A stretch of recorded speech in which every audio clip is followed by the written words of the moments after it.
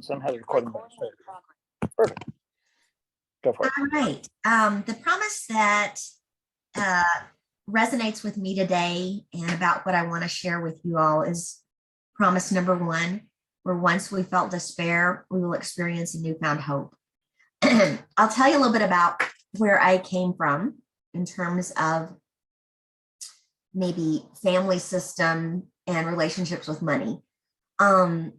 I had very opposite examples. My mom was a charger, a credit card shopper like crazy. And I learned from her that worth came from how you looked on the outside and what you had.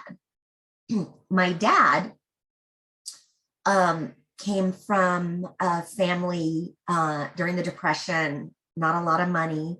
His mom was a bookkeeper. She took pride on balancing, money every day. And she and her husband, credit debt was evil.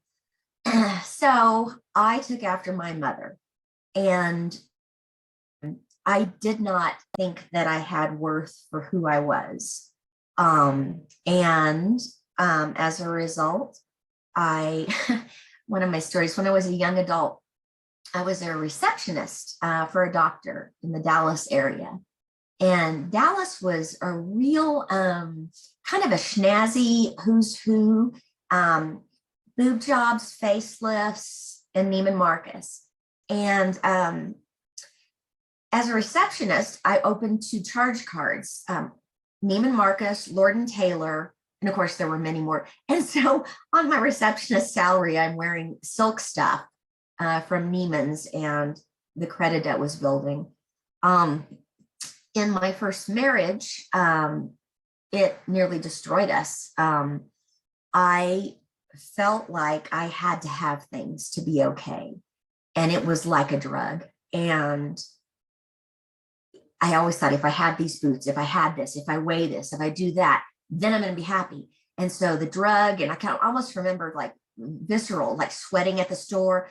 And honestly, after I got it, was a crash and shame, followed by do it again to get out of it. Just crazy. Really like an addict for a drug or alcohol. In that marriage, we ended up filing a chapter, I think it was 13 or 11, bankruptcy, where they consolidated and I paid back. Of course, I was never going to do it again.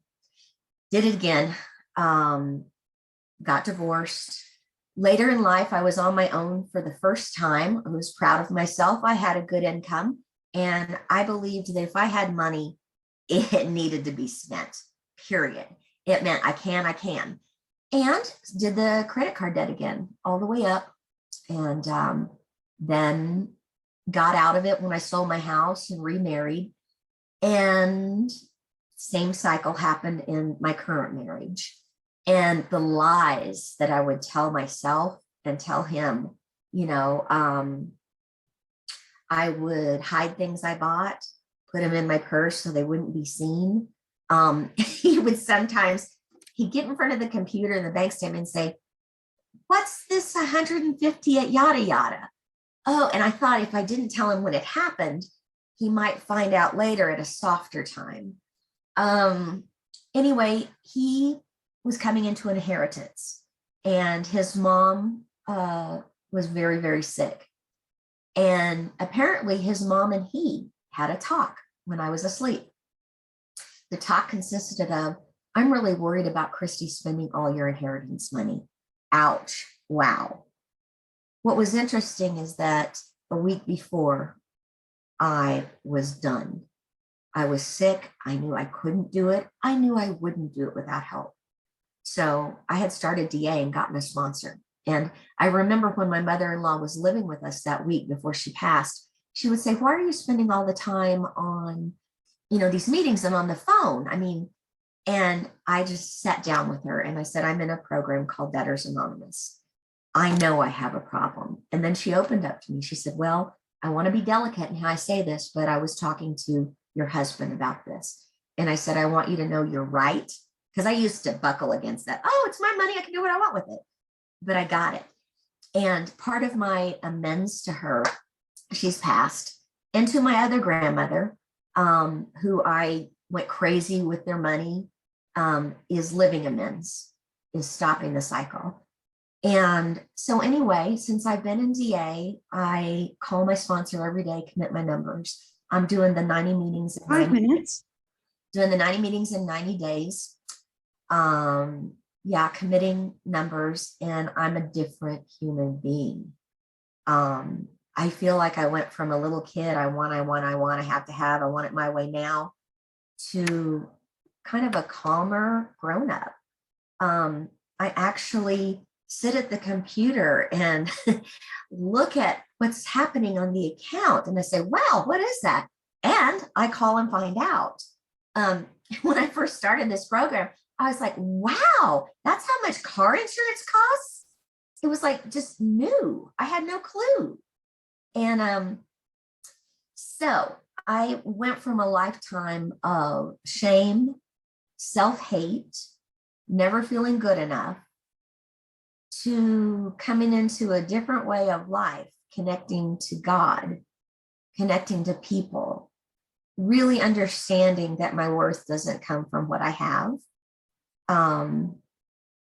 I feel sane now.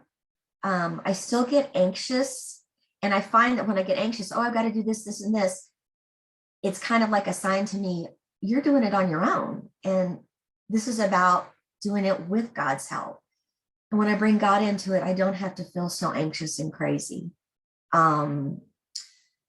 So I went from real crazy to getting sane, grounded, having belief in God, no longer hopeless. I don't have the druggy feeling. Every once in a while, it'll rear its head and it's like, oh, I want. But then when I talk to the PRG team about it, and then talk to my sponsor, even though I'm kind of lying to myself and them about why I need to get it, after the talking to other people who understand the illness, I realized, ooh, that was me wanting to do the game again. And so I'm sober. I feel like I've sobered up. And thank you guys for listening. I was really scared. My sponsor had wanted me to step up and share my story after 90 days. And I remember thinking, oh, my worst fear in my life is public speaking. I was in the military and I was an officer in the medical corps. And I was supposed to speak to like 3,000 troops about sexual assault prevention. That was part of what I did. And I remember being so happy that I got called up to go to Iraq, because then I wouldn't have to do it. I'd rather be in a fucking combat zone than stand up and talk.